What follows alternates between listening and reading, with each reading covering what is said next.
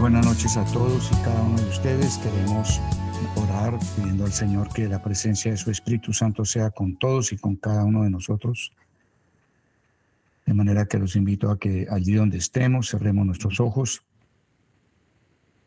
y seamos conscientes de la presencia de Dios, que sea la paz de Él gobernando en el corazón de todos y de cada uno, y que desde esa paz Él pueda alumbrarnos y alumbrar la bendita palabra de Él en esta noche, para que haya revelación, para que haya sabiduría y que primeramente Él hable a nuestro espíritu y que del espíritu pase al alma, pase a nuestra mente lo que Él tiene para nosotros en esta noche. Padre nuestro, queremos agradecer la existencia, la vida, queremos agradecer la fuerza ordenada a nuestros cuerpos en este día, queremos agradecer tu presencia, queremos agradecer por ese inefable don que fue y que es y será eternamente nuestro Señor Jesucristo.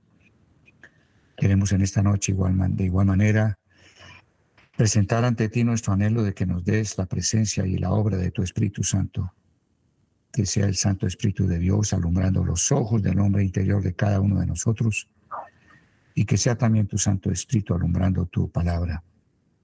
Gracias, Señor, por darnos sabiduría. Gracias, Señor, porque cada palabra tuya es un cúmulo de conocimiento, de verdad. Y deseamos pedirte que esa verdad y ese conocimiento penetre hasta la médula de nuestro ser, oh Dios. Que sea puesto en nuestra conciencia, que sea sembrado, que sea esculpido, Dios, como con martillo, como con cisel, en nuestro espíritu, bendito Dios, y nuestra mente. Gracias por ello, Señor. En el nombre de Jesús, quita el cansancio de todo un día de trabajo.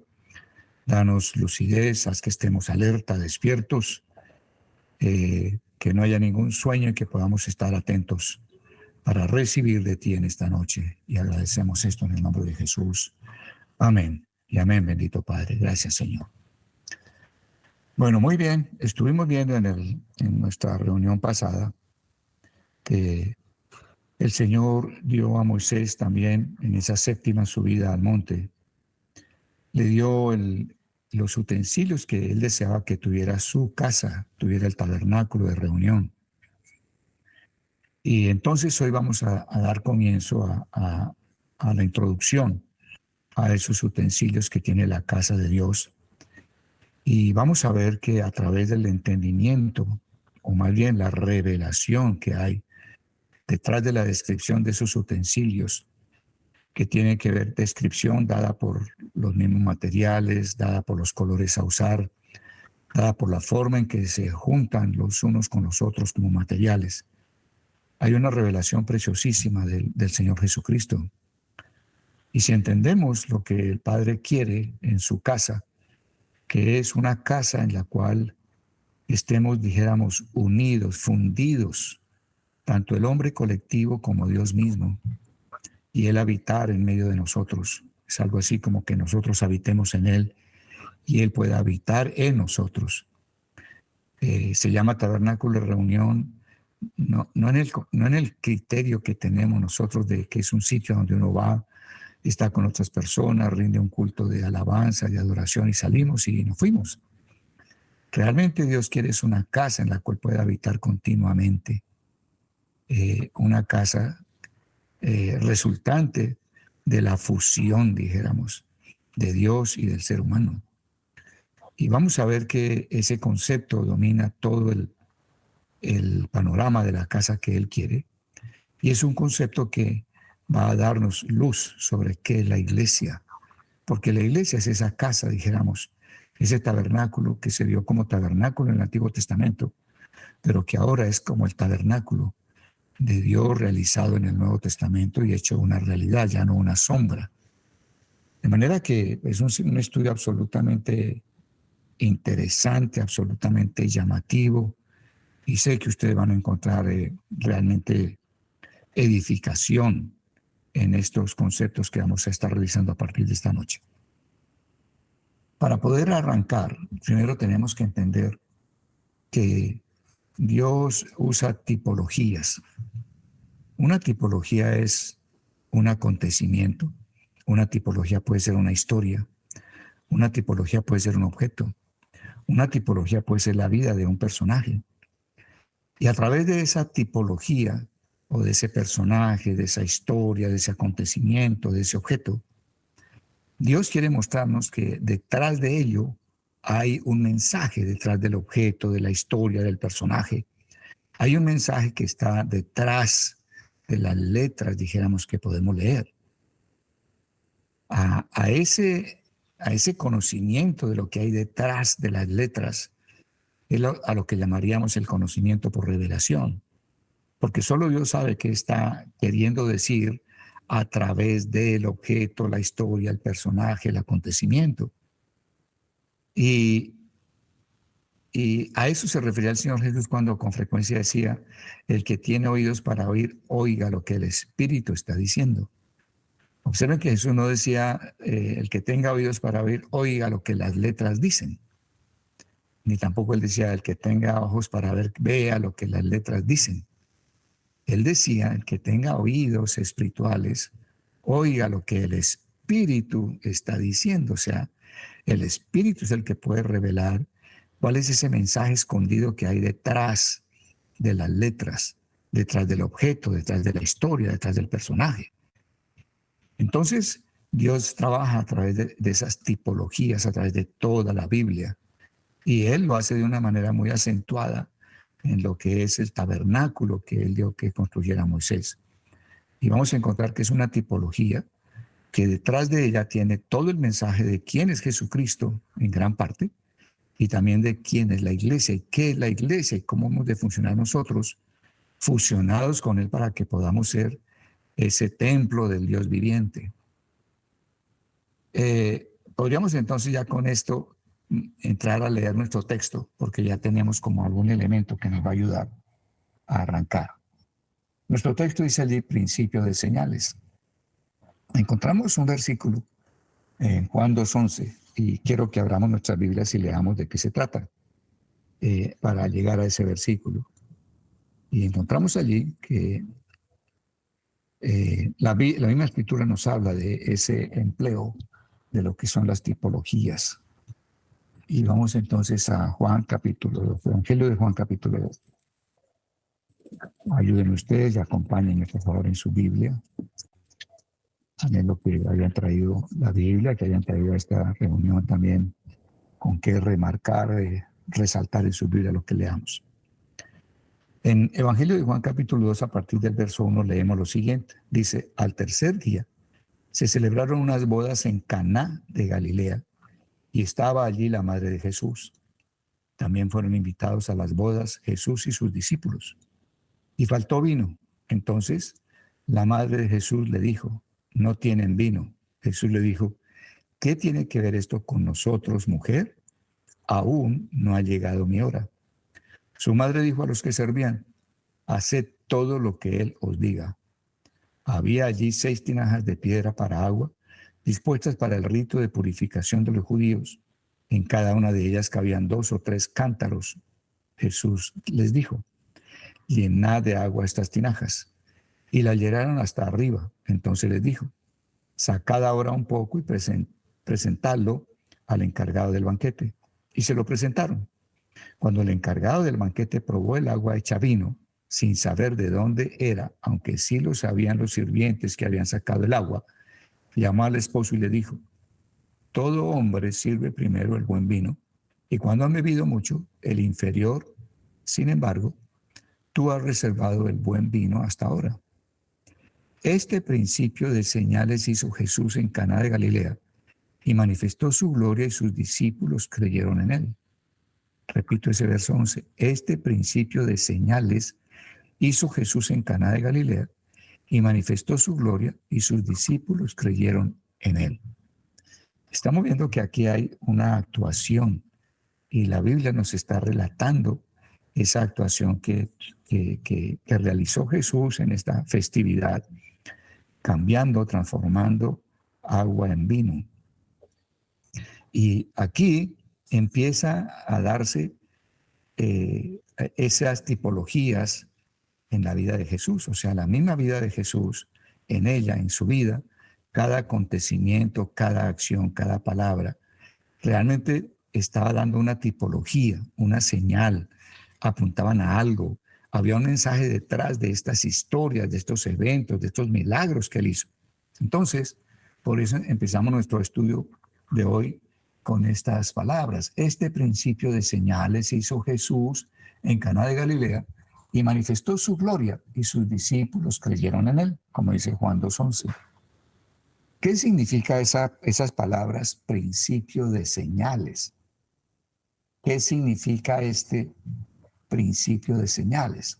Significa que así como en el Antiguo Testamento las vidas de los patriarcas como David, Salomón, Abraham, Isaac, Jacob, cada uno de los profetas, etcétera, significa entonces esto de principio de señales, que así como en el Antiguo Testamento las vidas de los patriarcas como David, Salomón y otros siervos del Señor fueron tipología acerca de Cristo, así también los detalles históricos de la vida del Señor Jesús servían como señales. Así también los detalles históricos de la vida del Señor Jesús servían como señales. Una señal es un símbolo, y un símbolo es como una letra o la frase de un lenguaje con el cual se quiere transmitir un mensaje. Cuando el Señor quiso transmitir mensajes, por ejemplo, de qué iba a ser Cristo y la iglesia como esposa, Él empezó desde Génesis a emplear tipologías y a darnos ese mensaje mediante historias de la creación misma. Entonces, quiero animarles a que nos adelantemos un poquito y vamos allá al primer título que tenemos, donde dice Adán, figura de Cristo, Eva, figura de la iglesia. O sea, empecemos a mirar cómo operan las tipologías, porque de aquí en adelante vamos a estar trabajando por varios días con las tipologías que Dios presenta en cada uno de los elementos que constituyen el tabernáculo que levantó Moisés. Allí vamos a ver que cada capa con que se va a cubrir el tabernáculo, ya sea piel de tejones, ya sean pieles de carnero de color rojo, ya sean pieles de cabras, ya sea un candelero, ya sea el arca, ya sea los materiales con los que se construye el arca. Cada uno de ellos tiene una tipología, tiene un mensaje que nos habla de Cristo y de la iglesia detrás de esa figura, de ese objeto.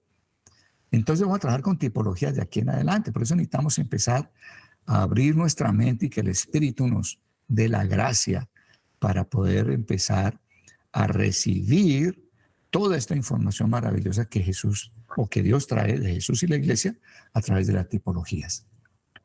Dice acá, en el Nuevo Testamento, en la mayoría de las epístolas de Pablo, se dan claves para interpretar el Antiguo Testamento.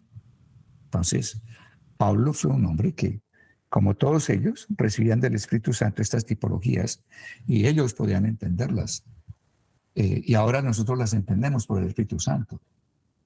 Dice acá en Romanos 5:14, para dar un ejemplo de lo que es una tipología desde el comienzo de la Escritura misma, dice, no obstante, en Romanos 5:14, reinó la muerte desde Adán hasta Moisés, aun en los que no pecaron a la manera de la transgresión de Adán, el cual es figura del que había de venir. O sea, aquí claramente Pablo está diciendo, o pongan cuidado, estaba diciéndonos aquí Pablo, ¿no?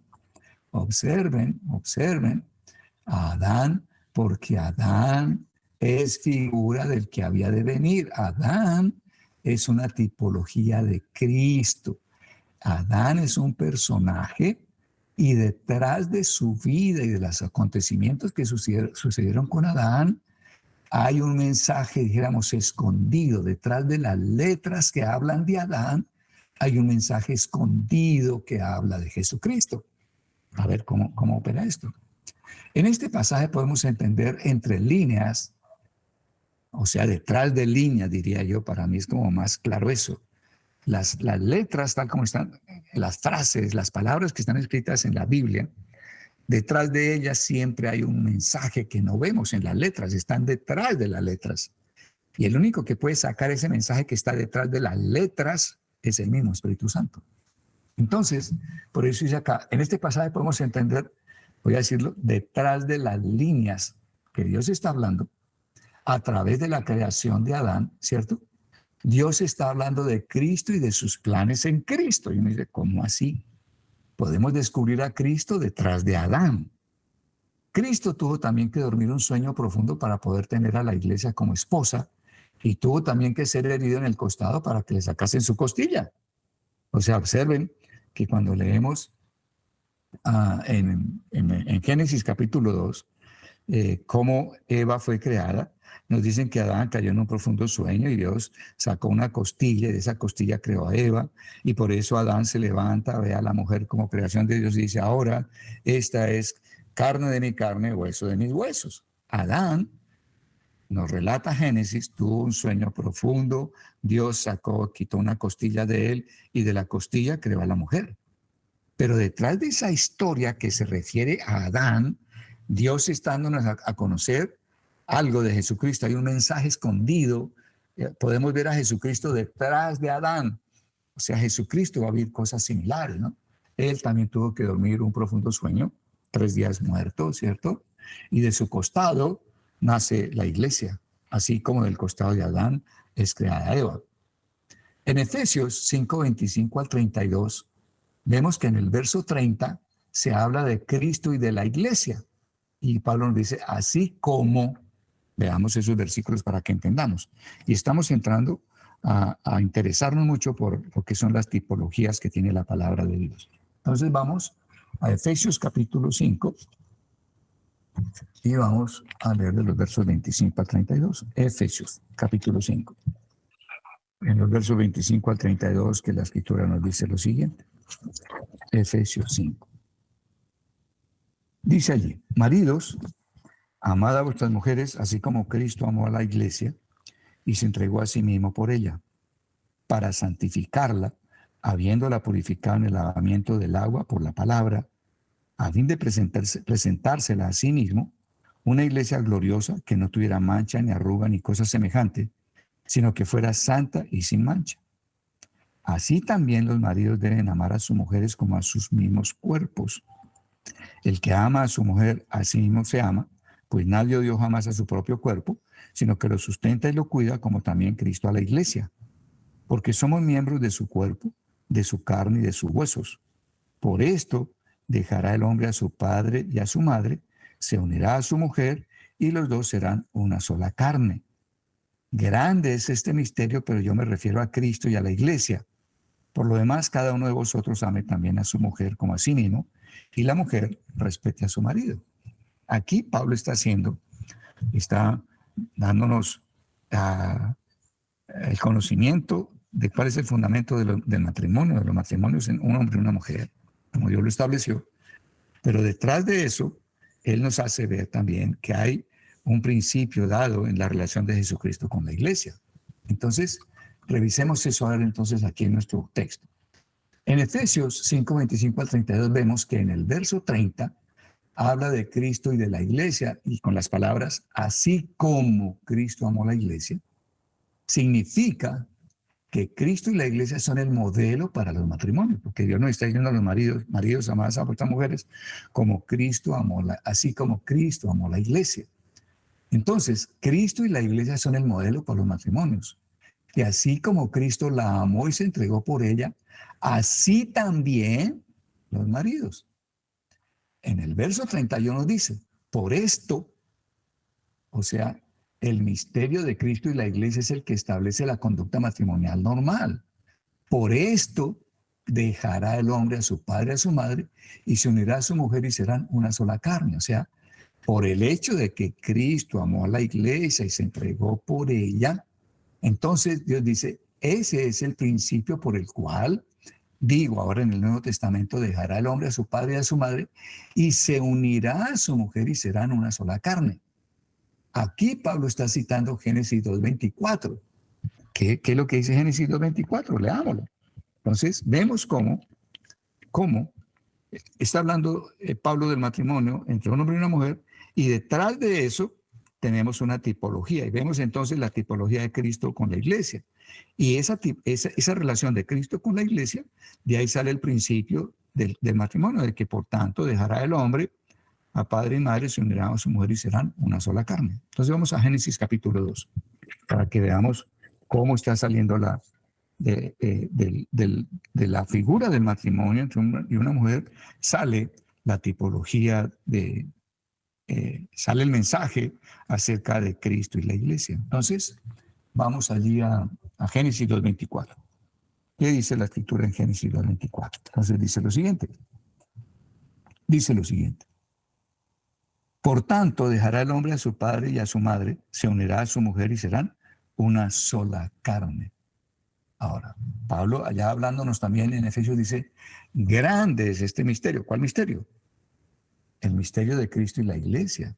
Grande es este misterio. Mas yo digo esto respecto de Cristo y la iglesia. ¿Cuál es el misterio grande? El de Cristo y la iglesia. Pablo nos está diciendo, cuando hablo del versículo de Génesis 2:24, estoy hablando también de Cristo y la iglesia. Es decir, el Espíritu Santo nos habla del misterio de Cristo y la iglesia a través de Adán y Eva. Ahí tenemos una tipología. Podríamos mirar simplemente la historia de la creación de Eva, ¿cierto? De cómo Dios establece que se unan como matrimonio, pero detrás de esas letras que están hablando de lo que Dios establece para el matrimonio, visto en Adán y Eva, detrás de esas letras hay un mensaje que el Espíritu Santo está descubriendo, y es que detrás de eso está lo que es la relación de Cristo con la iglesia como un gran misterio. Dice acá, por tanto, vemos que el Nuevo Testamento nos da una herramienta de interpretación del Antiguo. Por tanto, vemos que el Nuevo Testamento nos da una herramienta de interpretación del Antiguo. O sea, el Nuevo Testamento nos deja ver el mensaje que hay detrás de las letras del Antiguo Testamento, que estaba escondido. A eso es a lo que nosotros llamamos el espíritu de revelación, que Dios nos pueda revelar el mensaje que hay detrás de, que podamos oír lo que el Espíritu tiene detrás de esos mensajes que tienen las simples letras. De eso se trata. Y cuando nosotros tenemos el Espíritu de Dios porque hemos nacido de nuevo, entonces no hay ese velo que nos tapa, que nos impide ver los mensajes que hay detrás de las historias, de los personajes, de los acontecimientos, sino que el Espíritu Santo, por revelación, nos deja, al contrario, entender el mensaje escondido, el mensaje que hay detrás de, que hay a través de, que podemos ver a través de la historia, el personaje, el acontecimiento, el objeto. Es bien hermoso esto, es muy poderoso. Y creo que esto es lo que Dios pone como hambre cuando uno empieza a conocer al Señor, es poder tener esa sabiduría, descubrir ese conocimiento que solo Dios tiene y que está escondido detrás de la simple letra. Muy bien. Volvamos entonces a donde venimos. Ya estamos teniendo como más elementos, como que empezamos a saborear lo que Dios nos está dando. Muy bien. Entonces dice acá, no es el aspecto histórico del milagro o que da, el que da el mensaje. No es el aspecto histórico del milagro el que da el mensaje, o del hecho, el personaje, el acontecimiento, el objeto, no. El mensaje es algo más. De modo que cualquier milagro o acontecimiento, así como podemos ver en el Antiguo Testamento, usa por tipología la vida de personajes, historias, las jornadas del pueblo de Israel a través del desierto, etcétera. De igual manera, en la vida del Señor Jesucristo, cuando Él ya está aquí en la tierra, ¿cierto? En la vida del Señor Jesucristo, es un lenguaje utilizado por el Señor. Ya Jesús mismo utiliza tipologías en su vida. Por ejemplo, cuando Él va y maldice la higuera, ¿no? Él pasó el día anterior y simplemente le busca el fruto en la higuera, no hay fruto en la higuera, entonces Jesús la maldice. Al día siguiente viene, pasa nuevamente frente a la higuera, los discípulos dicen, Señor, la higuera que maldiste ya se secó. Fue algo que Jesús hizo. Ahora, detrás de eso hay un mensaje. ¿Cuál es el mensaje? La higuera era el pueblo de Israel. Y Jesús vino y no encontró fruto en el pueblo de Israel. Y por no haber fruto en Israel, lo maldijo. Y se seca, se muere. Israel quedó totalmente seco espiritualmente con la venida de Jesús. Y entonces Dios empieza a visitar a los gentiles, pero no a los judíos. Entonces, ese hecho, ese milagro, ese acontecimiento sobrenatural que se ve puramente físico, él pasa frente a una higuera, busca frutos de la higuera, no tiene fruto, y entonces la maldición dice tan raro, o sea, ¿y por qué la maldice? O sea, no entiendo, dice uno cuando lee estas cosas, ¿no? Pero cuando uno entiende que la Biblia está basada usa de una manera tan frecuente la tipología. Uno dice, detrás de esto tiene que haber algún mensaje. Y el mensaje es el mensaje real que Jesús quiso dar con ese hecho sobrenatural de que se marchitara la higuera por su maldición, es que la higuera representa a Israel. Él vino y en Israel no encontró ningún fruto espiritual y entonces maldice a Israel espiritualmente. E Israel queda totalmente estéril con respecto al conocimiento del Señor. Bien interesante. Entonces, eso es lo que pretendemos hoy, empezar a descubrir, a ver, que sea como tan claro para nosotros, que sea tan vívido, que empecemos a tener un interés como nunca antes acerca de las tipologías que el Señor da. Muy bien. Entonces dice acá, en la vida del Señor Jesús, cada milagro o acontecimiento es un lenguaje utilizado por el mismo Señor para hablarnos acerca de quién es Él y acerca de lo que hace para nosotros según los planes de Dios.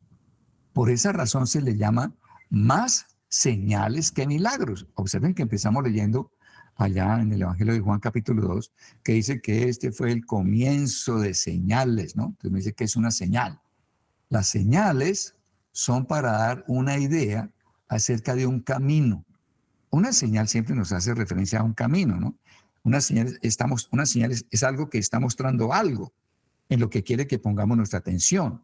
Una señal tiene que ver con darnos idea de un camino. Un camino tiene que ver como con una ruta, con un plan, con un proceso, con una dirección que se debe tomar. Y por eso dice este principio de señales.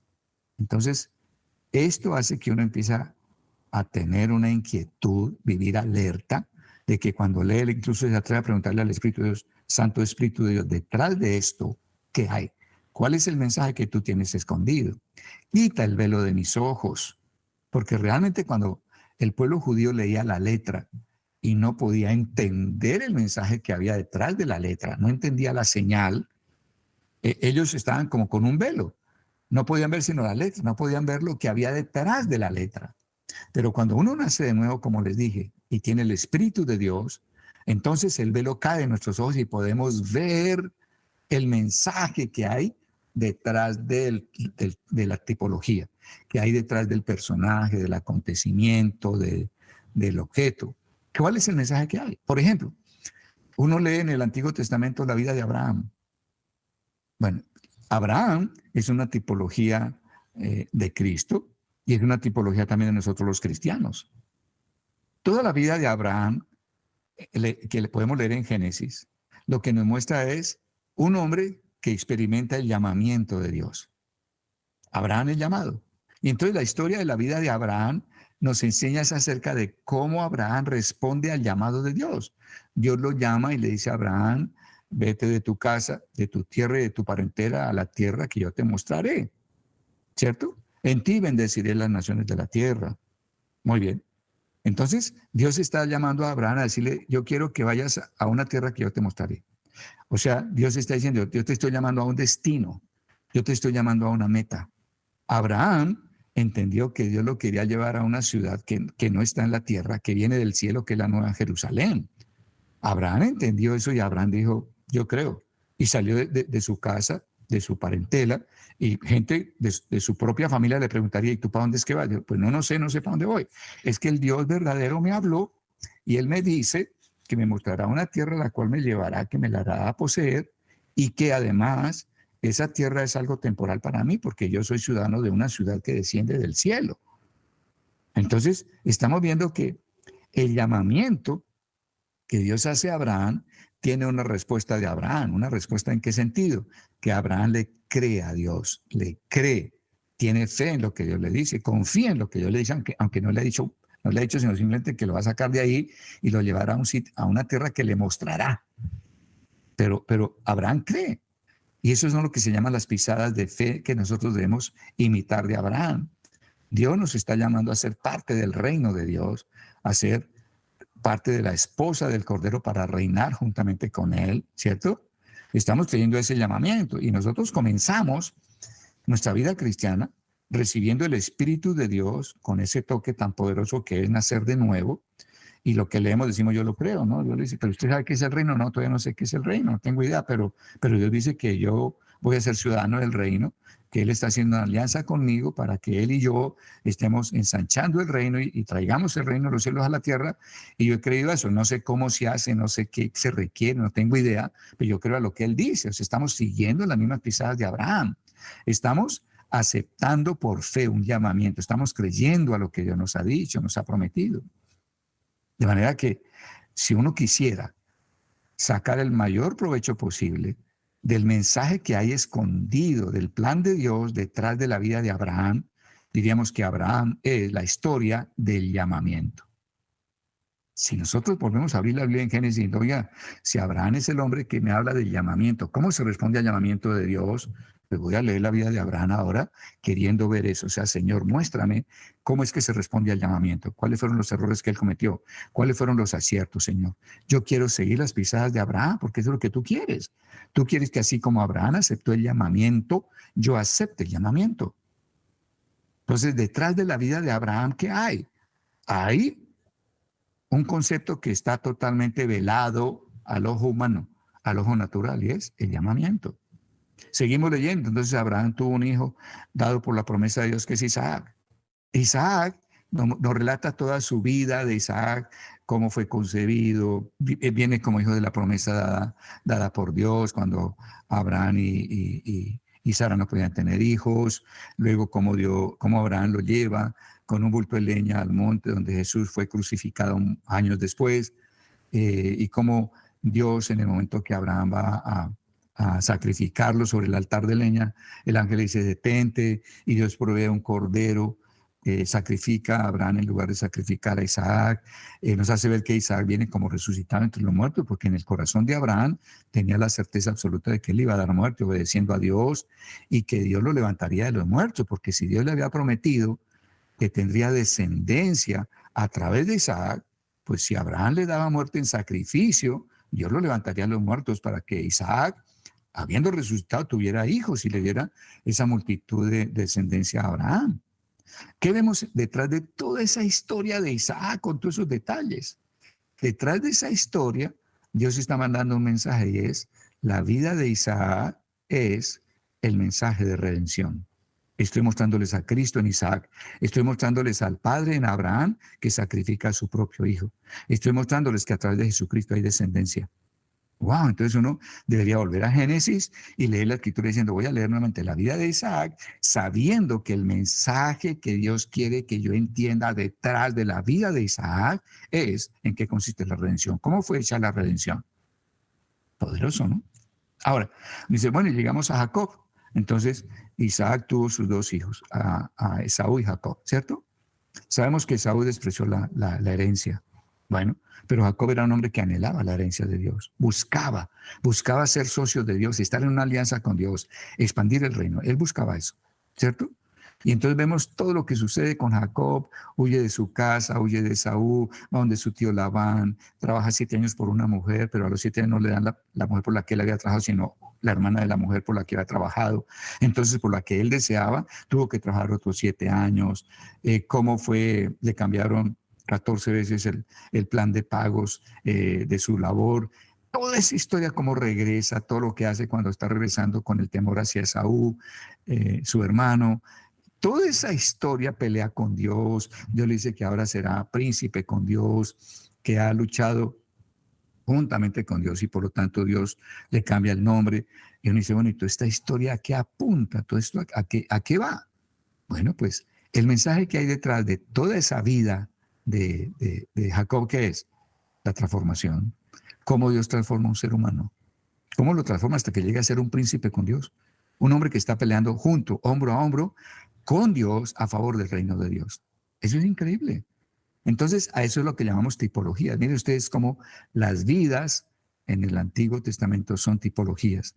O sea, lo que la letra escribe, la historia que nos relata de cada personaje, es como una capa primera en la que podemos sí leer lo que dicen las letras. Pero hay un mensaje espiritual que está escondido detrás de toda esa historia. Y solo el Espíritu Santo puede revelárnosla. Hermoso, absolutamente poderoso. Bueno, muy bien. Ahora, nos estamos acercando ¿a qué? A que en cada utensilio que Dios le ordenó a Moisés que construyera para el tabernáculo, en cada utensilio hay algo de Jesucristo. Cada utensilio es una tipología de Cristo, es una tipología también de la iglesia. Y vamos a entender muchas cosas que no hemos entendido. Y ustedes me dirán, pastor, ¿y por qué dijéramos en cierta forma nos estamos devolviendo al Antiguo Testamento? Bueno, vamos a darle respuesta a eso porque es bien interesante. Y vas a empezar a amar el Antiguo Testamento como nunca jamás lo habías hecho. Vas a empezar a amarlo y amarlo con legitimidad, porque eso es también muy importante. El Antiguo Testamento se puede usar también de manera ilegítima y queremos salir de ahí. Hemos salido de ahí, pero cada vez tenemos que estar más firmemente asegurados en que estamos haciendo las cosas legítimamente.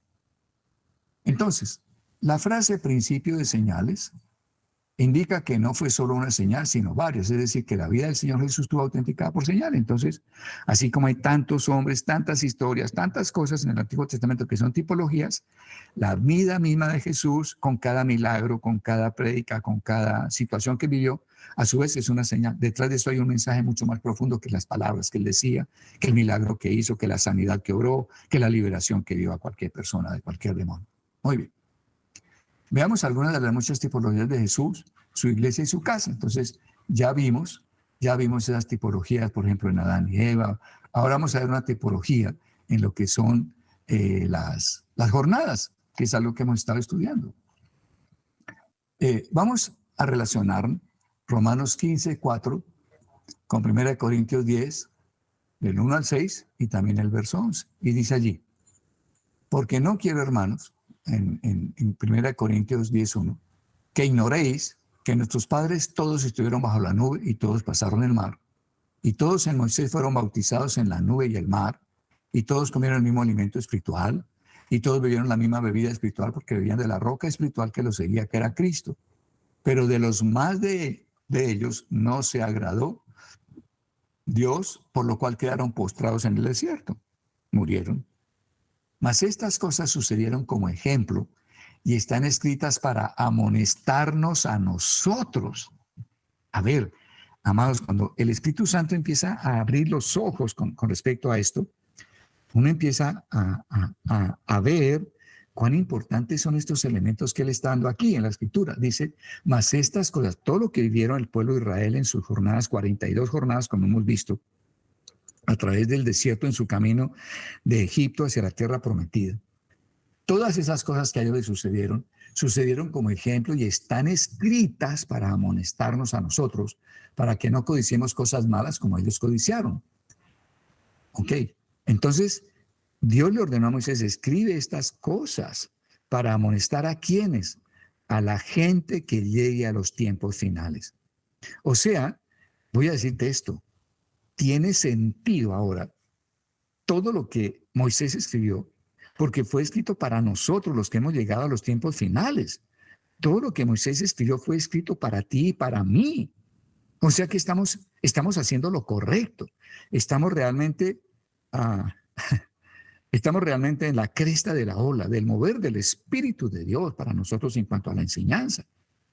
Vamos ahora sí a poner atención y a encontrar la riqueza tan poderosa que hay en todo lo que Moisés escribió acerca de esas jornadas para amonestarnos a nosotros que somos los que estamos viviendo los tiempos finales.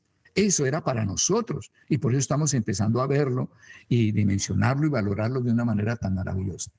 En el verso 11 dice, y estas cosas, todo lo que vivieron en las 42 jornadas, les acontecieron como ejemplo y están escritas para amonestarnos a nosotros, a quienes han alcanzado los fines de los siglos.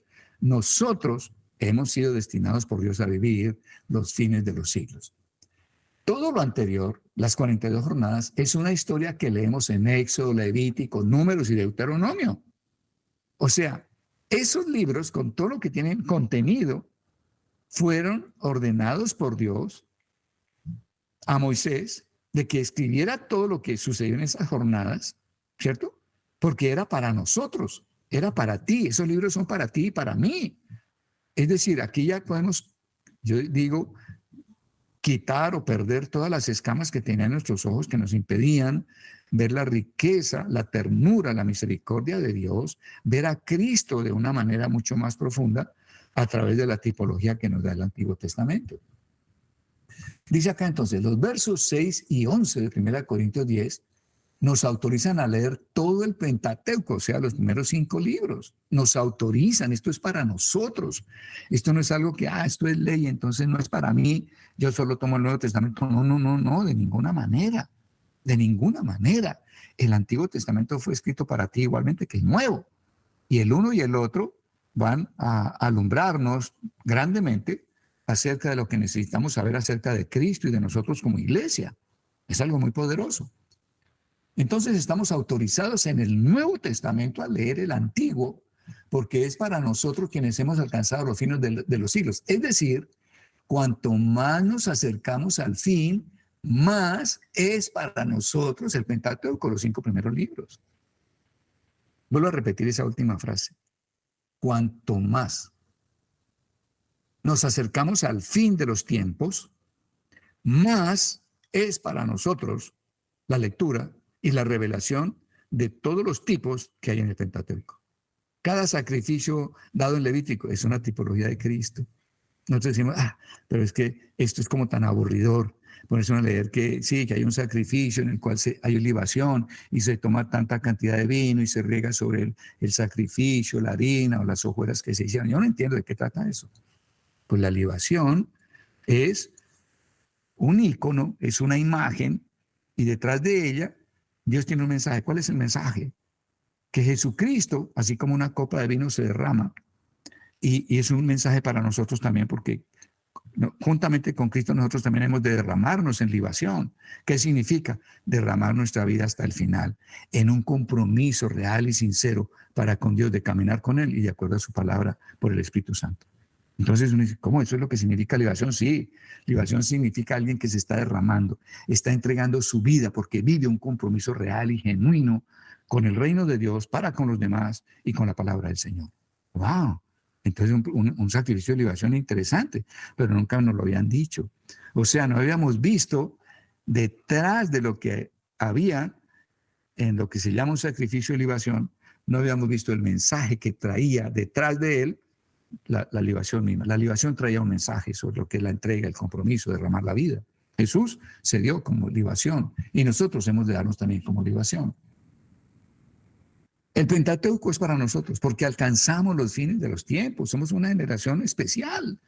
Hemos vivido cosas difíciles y viviremos cosas difíciles, pero créanme, nosotros somos privilegiados.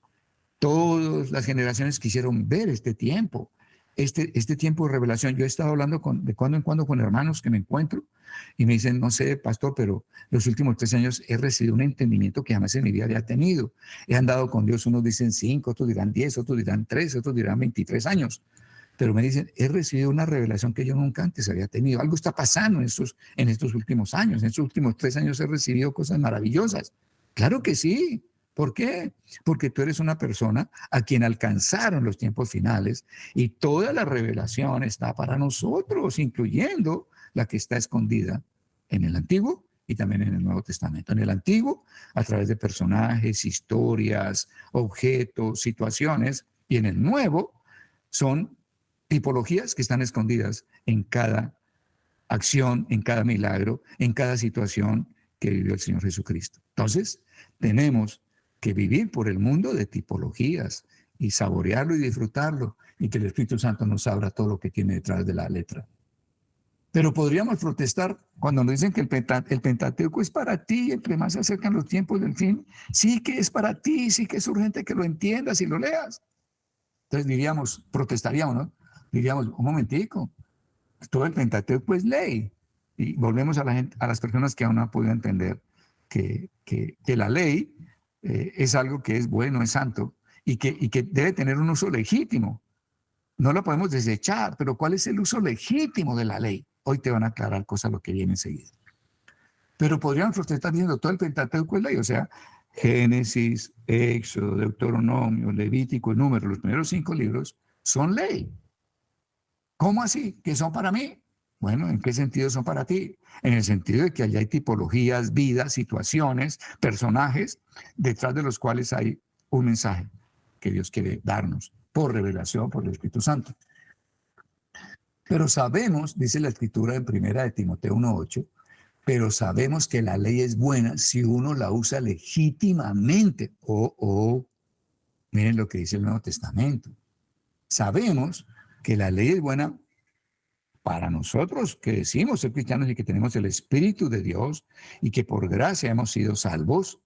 Para nosotros la ley es buena siempre y cuando la usemos legítimamente. Pregunta, ¿qué es usar la ley legítimamente? ¿Qué es usar todo el contenido del Pentateuco para nosotros, para que sea bueno, y cómo se usa legítimamente? Pablo, quien escribió en Gálatas y en Romanos que no estamos bajo la ley, sino bajo la gracia, no bajo el régimen de las letras, sino bajo el régimen del Espíritu, nos está diciendo desde el Nuevo Testamento que existe un uso legítimo del Antiguo Testamento. Entonces el problema no es desechar el Antiguo, el problema es, ¿le estoy dando un uso legítimo al Antiguo Testamento? Entonces la pregunta es, ¿qué es darle un uso legítimo?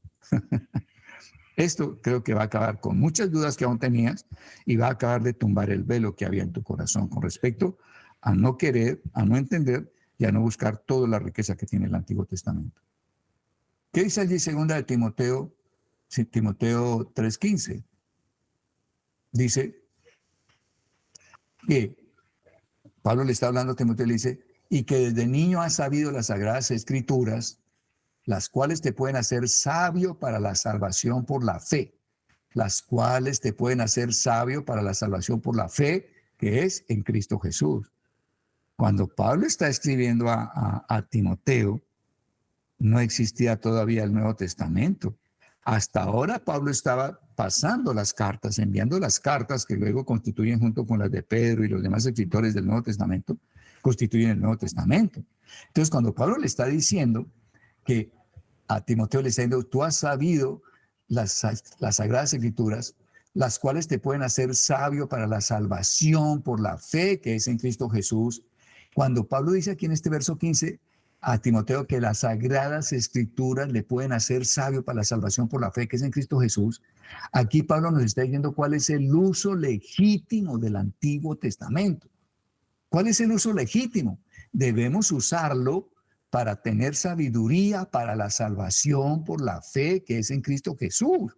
El Antiguo Testamento, detrás de todas esas leyes, de todas esas vidas, de todos esos acontecimientos, de todos esos personajes, de todos esos objetos que ahora nos va a describir para la construcción del templo, detrás de todo eso lo que hay es una sabiduría para la salvación por la fe en Cristo Jesús. Sabiduría para la salvación por la fe en Cristo. Sabiduría para la fe en salvación en Cristo Jesús. ¡Wow! Ese es el uso legítimo.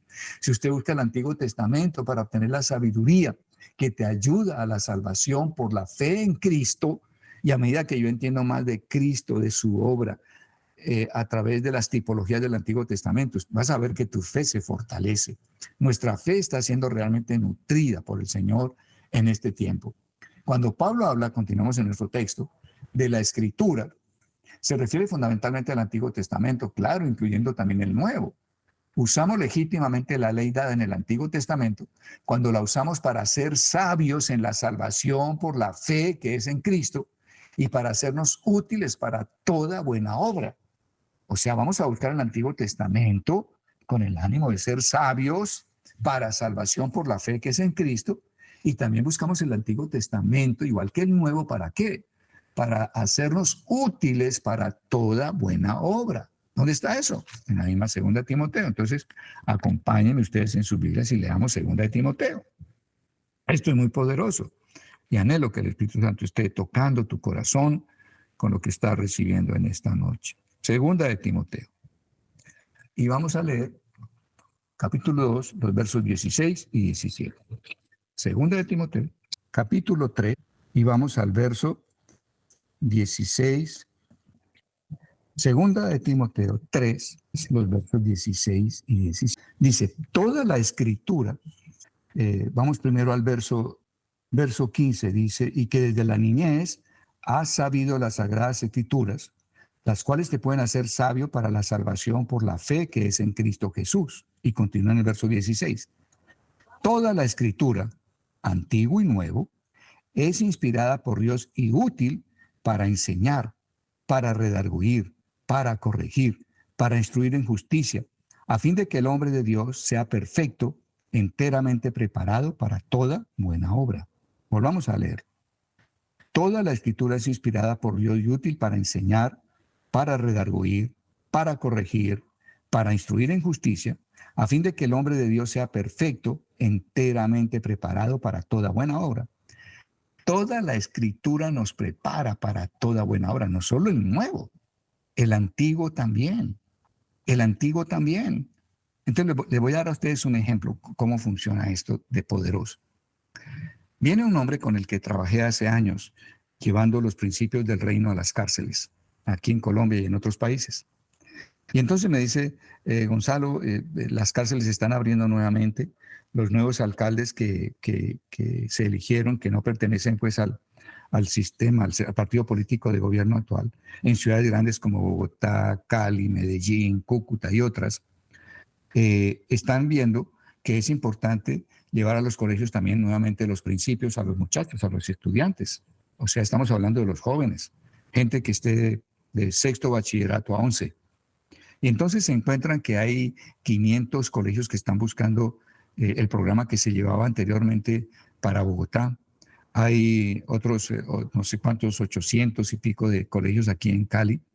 En Cúcuta también hay necesidad para colegios porque el hombre que quedó alcalde dijo, yo necesito esto principio para la gente. Hay un estado total en Venezuela que se abrió y allá hay 1.500 escuelas en todo el territorio de un departamento, no me acuerdo su nombre, que están buscando y queriendo tener los principios. Entonces este hombre viene y me dice, Gonza, estoy asustado porque esto fue lo que siempre soñamos, pero ahora que lo estamos viendo, eso es tan grande que simplemente de verdad siento temor meterme en compromisos tan grandes. Pero me decía, están viniendo instituciones que se han dedicado a eso y a esos campos, y simplemente sería que nosotros les entregáramos los materiales, les entregáramos lo que Dios nos dio durante el tiempo que lo hicimos durante 25 años, y que con esa madurez que Dios nos dio, ellos puedan llevarlo de una manera más eficaz, más eficiente. Gonzalo, ¿tú qué piensas? ¿Qué necesitaríamos darles? Y yo le dije, pues creo que además de darles los principios en sí que manejábamos y que dimos, es importante enseñarle a esta gente que Dios lo que está buscando es que nosotros construyamos un arca en la que Dios pueda habitar, la presencia de Dios pueda estar dentro de nosotros.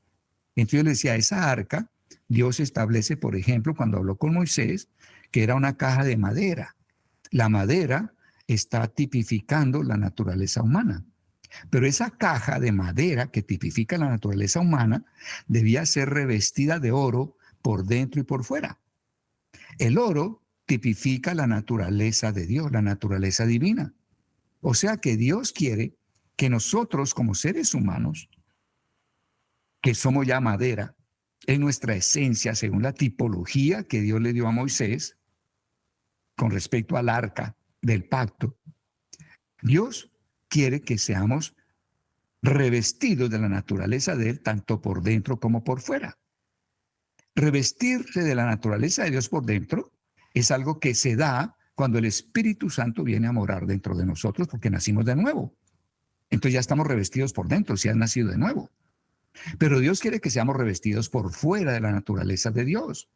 Por eso en el Nuevo Testamento el Señor nos dice, despojaos del viejo hombre, de sus hábitos, maneras de actuar, de hablar, de decir, de pensar, de relacionarnos con los demás, con el dinero, con el tiempo, etc. Dios dice, despojaos del viejo hombre y revestíos del nuevo hombre.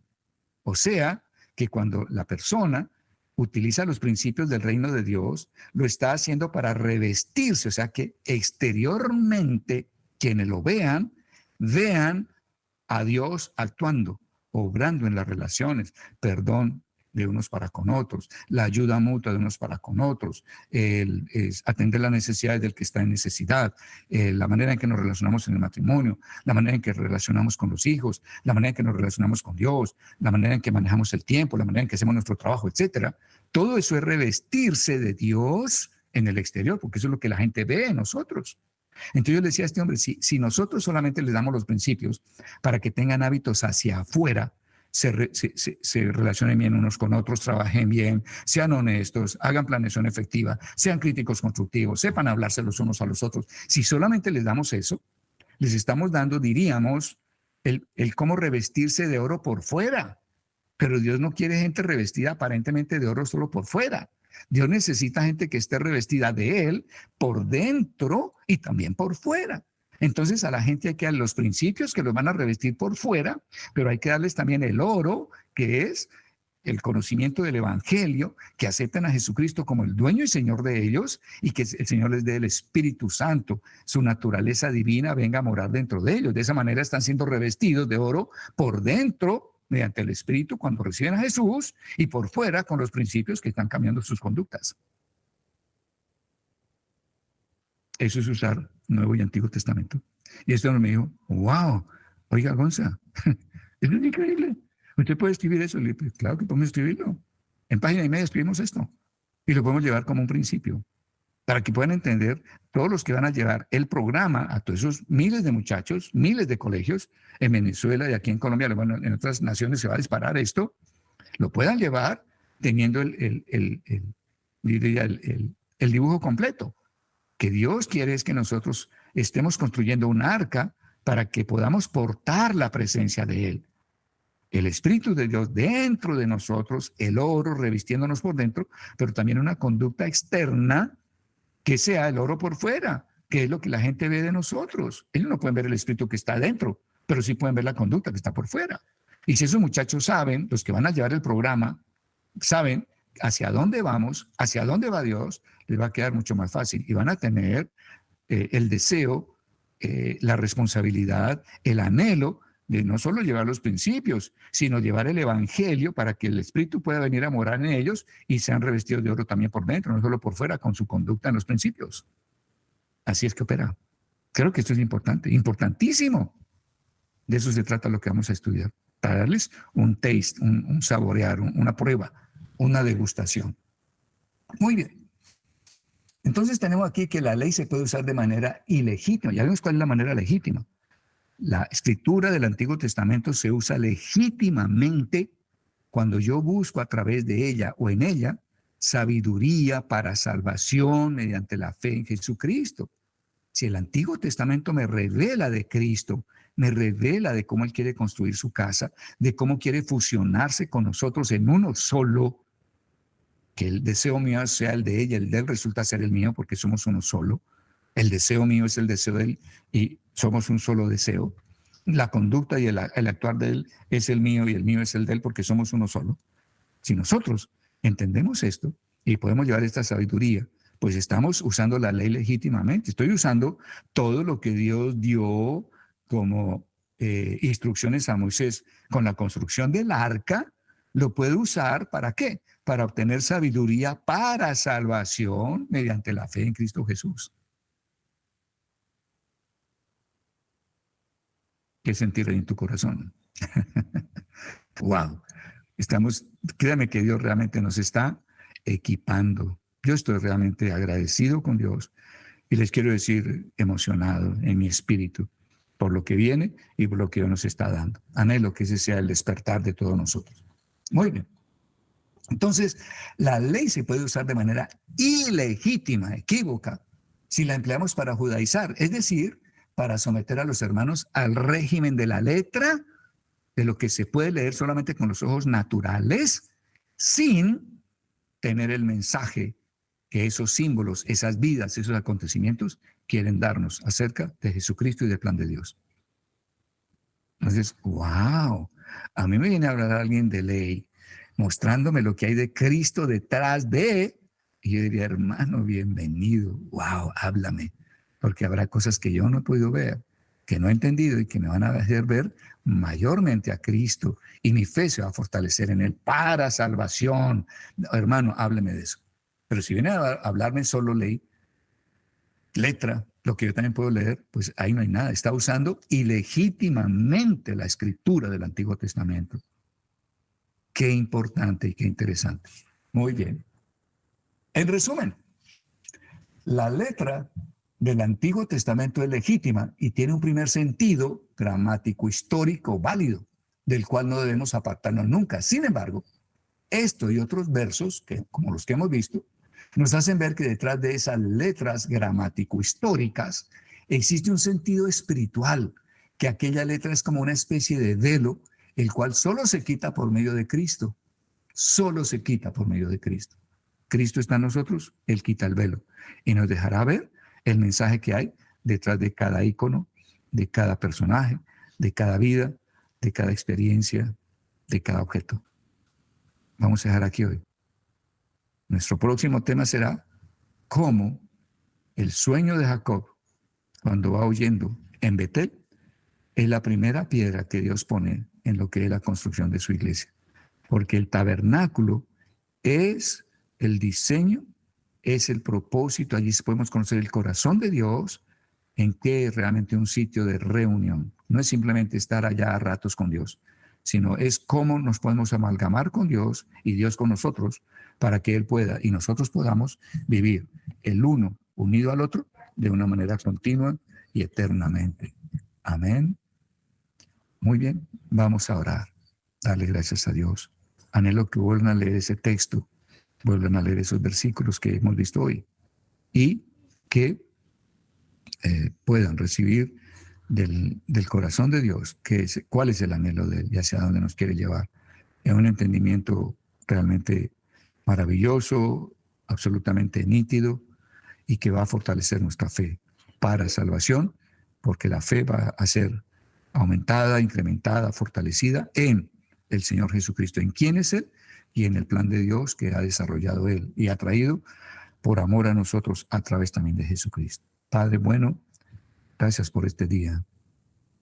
Gracias, Señor, por dejarnos ver todo el valor que hay en toda tu palabra, Señor, en todo el consejo de Dios. Desde Génesis hasta Apocalipsis, oh Dios. Danos que se incremente el amor nuestro por la palabra tuya. Que se incremente nuestro anhelo, nuestra hambre y sed del espíritu de revelación, Señor amado. Que seas tú mismo quien nos des a conocer los mensajes que hay detrás de cada personaje, de cada acontecimiento, de cada experiencia, de cada objeto, Señor. Gracias, gracias. Solo tú puedes hacerlo, pero tú estás en nosotros y eres tú quien estás edificando la casa para Dios. Bendito seas por ello, Señor Jesús. Y te damos gracias en esta noche. Gracias por la semilla que estás implantando en nuestro corazón. Gracias por aconsejar, oh Dios, por enseñar a nuestra conciencia con estos elementos aún mientras dormimos, oh Dios. Recibimos esta palabra, Señor, la recibimos, oh Dios. Líbranos con este entendimiento de usar de manera ilegítima el Antiguo Testamento. Y danos a cambio todo lo que hay detrás, oh Dios. Sabemos que no se acabará, la eternidad no bastará para tener toda la sabiduría que hay en ti. Pero danos, oh Dios, sin medida, danos generosamente, Señor amado, sin reproche, sabiduría, oh Dios. Danos, venimos como niños ante ti diciendo queremos más, estamos agradecidos con lo que nos has dado, pero no estamos satisfechos y nos dejas saber que hay mucho más de lo poco que hemos recibido, Señor. Gracias. Despierta hambre y sed de revelación, Señor amado. Que haya un agrado que nunca antes hubo para leer tu palabra y para buscarte a través de la palabra, Señor. Gracias. Que vengan los sueños, que vengan las visiones, que vengan las revelaciones, oh Dios, para que cada quien que las reciba las comparta y estemos nutriéndonos como cuerpo, Señor amado, de lo que tú nos estés dando. Que lo que des al uno sea para todos, oh Dios. Gracias. Gracias por este tiempo, Señor. Gracias. Bendito seas en el nombre de Cristo Jesús. Amén y amén, Señor de gloria. Gracias, Padre.